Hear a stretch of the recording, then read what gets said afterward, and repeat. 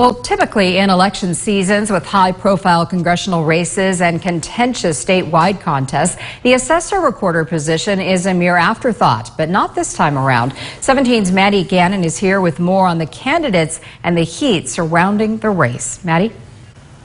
Tammy, the Assessor-Recorder archives official documents and determines the value of property for tax purposes, which can be controversial. With some huge oil properties, it can make a difference in millions of dollars.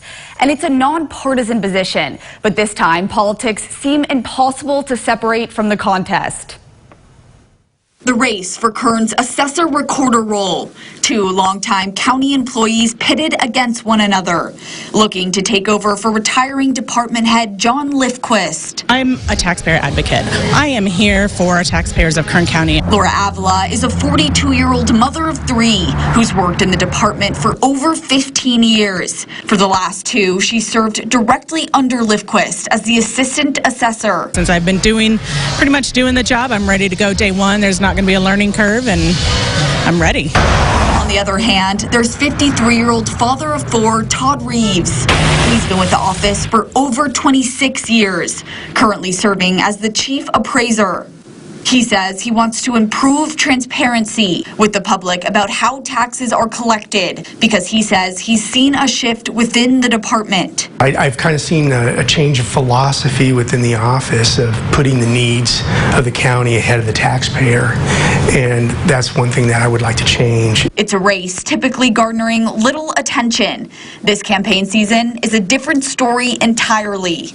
Last month, Avila's campaign sent out a release saying Reeves had, quote, blatant disregard for local campaign finance filing. What her issue was that paper copies were filed late at the county elections department, and I feel that was kind of a petty argument.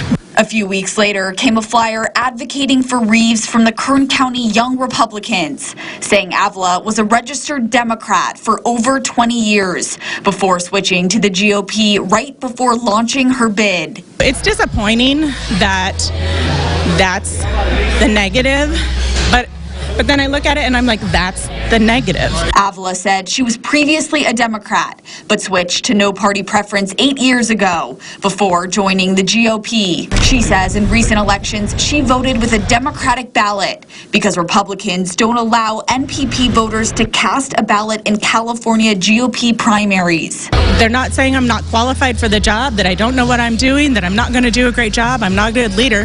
It's that I used to be a Democrat, and that's shameful. I think it's kind of embarrassing.